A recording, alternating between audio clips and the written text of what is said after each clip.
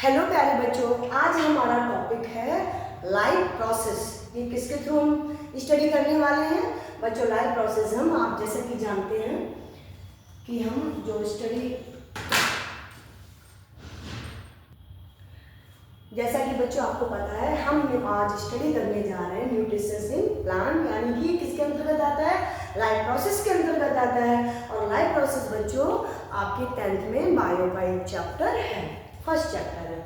तो बच्चों nutrition in plant में हम जो आज समझेंगे, सबसे पहले हम समझेंगे what is nutrition. Nutrition is the process of intake and utilization of nutrients और food and organism in various life process. Life process के अंतर्गत जो ऑर्गेनिज्म होते हैं वो न्यूट्रिशंस को क्या करते हैं? इनटेक करते हैं और उसका यूटिलाइजेशन करते हैं, और यूटिलाइजेशन करके अपनी लाइफ जो एक्टिविटी होती है लाइफ की सारी उनको प्रोसीड कराते हैं, और इस प्रोसेस को ही हम क्या कहते हैं? न्यूट्रिशन कहते हैं। The substance that is needed to keep them living in is called nutrient। अब न्यूट्रिएंट क्या होता है भाई? न्यूट्रिशंस तो समझ लिया, लेकिन न्यूट्रिशंस में हम इनटेक किसको करते हैं बच्चों? न्यूट्रिएंट को करते हैं। तो व्हाट इज न्यूट्रिएंट? तो न्यूट्रिएंट बच्चों वह सब्सटेंस होता है जो लिविंग ऑर्गेनिज्म को जिंदा रखने के लिए, जीवित रखने के लिए जरूरी होता है। There are various type of nutrients on the basis of functions they perform। बहुत सारे न्यूट्रिशंस होते हैं जो किसके बेस पे होते हैं बच्चों? जो अपना अपना हर लिविंग ऑर्गेनिज्म जो परफॉर्म करता है उसके बिहाफ पे होते हैं। जैसे बच्चों किसी को अगर अपनी मसल्स बनानी है, बॉडी बिल्डर बनना है, तो उसके लिए क्या चाहिए बच्चों? प्रोटीन चाहिए। तो बहुत सारे ऐसे फूड होते हैं, ऐसे फूड्स होते हैं जिनसे हमें ऐसे न्यूट्रिशंस मिलते हैं जिनसे हमें प्रोटीन मिलती है। कुछ फूड्स बच्चों ऐसे होते हैं जिनसे हमें एनर्जी मिलती है, वो होते हैं एनर्जी प्रोवाइड करने वाले फूड, जैसे कार्बोहाइड्रेट है, फैट है, एसेट्रा। ये तो हो गया बच्चों various type of nutrients. Next बच्चों, नेक्स्ट आता है, अब हमने न्यूट्रिशन समझ लिया, न्यूट्रिएंट समझ लिया। अब बात करते हैं बच्चों मोड ऑफ न्यूट्रिशंस, यानी न्यूट्रिशंस के कितने मोड होते हैं, बोले तो कितने मेन टाइप्स होते हैं। पहला बच्चों ऑटोट्रॉपिक न्यूट्रिशन, दूसरा हेटेरोट्रॉपिक न्यूट्रिशन। बच्चों ऑटोट्रॉपिक के जैसे आप समझ पा रहे हैं, ऑटो का मतलब क्या होता है? Self.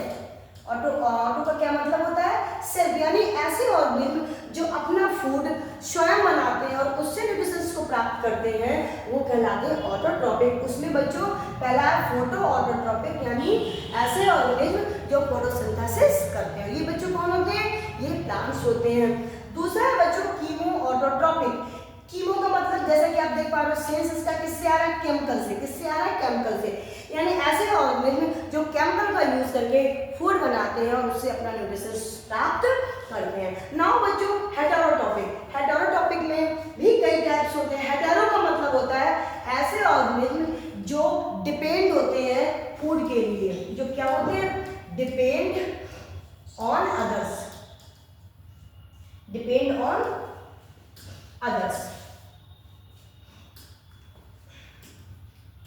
Depend on others. Okay बच्चों, जिसमें पहला क्या है? सैप्रोफाइटिक।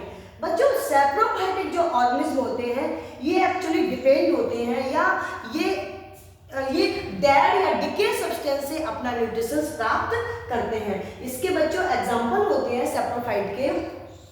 एग्जाम्पल आपका होता है, वैसे तो मैं एक बात और भी बताऊं बच्चों बीच में, सैप्रोफाइट का ही एक ब्रांच होता है स्कैवेंजर्स।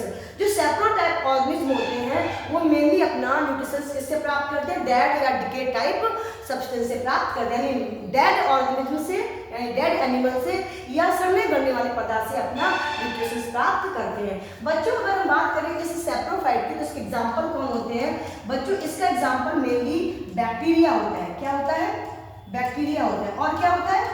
फंजाई होता है। बैक्टीरिया होता है, फंजाई होता है। कुल मिलाकर हम ये कह सकते हैं जो सैप्रोफाइट्स ऑर्गेनिज्म होते हैं ये माइक्रो ऑर्गेनिज्म लेवल पे काम करते हैं, यानी कि चीजों को सार लगा के डिकम्पोज करके उसको सॉइल में कन्वर्ट करने का काम करते हैं, और इसको सफाई कर्मचारी यानी क्लीजिंग एजेंट भी बोलते हैं। किसका? एनवायरनमेंट का। लेकिन अगर हम बच्चों बात करें स्कैवेंजर्स की, किसकी बात करें, स्कैवेंजर्स की बात करें, तो इनको भी सफाई कर्मचारी बोलते हैं। बट बच्चों इनका एग्जाम्पल क्या होता है, वल्चर। इसका एग्जाम्पल क्या होता है, वल्चर।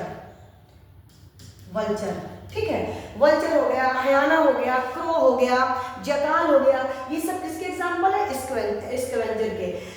स्कैवेंजर में और सैप्रोफाइट में बच्चों एक माइन्यूट अंतर होता है।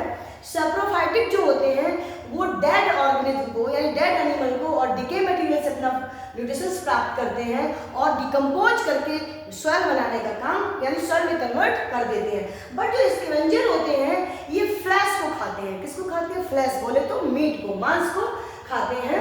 जैसे कि आप वल्चर है इसका एग्जाम्पल सब देख रहे हो, तो वल्चर जो है बच्चों हमेशा क्या खाता है, फ्लैश खाता है। वल्चर हो गया, हयाना हो गया, जैकाल हो गया, ये सब फ्लैश खाते हैं, इसीलिए किसमें आते हैं, स्कैवेंजर में हो गया।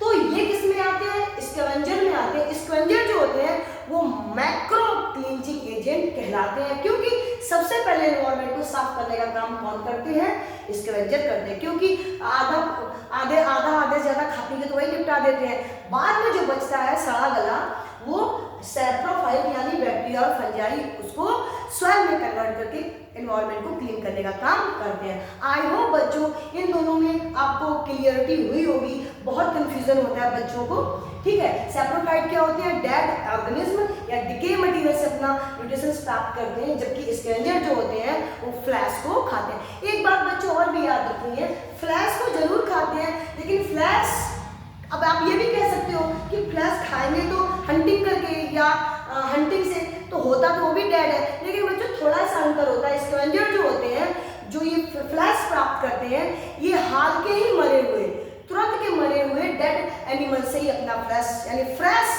फ्लैश को प्राप्त करते हैं। सपोज दैट लायन ने किसी एनिमल को मारा और वो खा रहा है, उसने 10-15 मिनट में जितना जो कुछ खाया उसके बाद छोड़ दिया, और जैसे ही वो छोड़ता है कि वल्चर या और भी जो हमने आपको एग्जांपल बताया, जैकाल हो गया, हयाना हो गया, क्रो हो गया, ये आके उसको निपटा देते हैं। आई होप ये आपको बात समझ में आई होगी।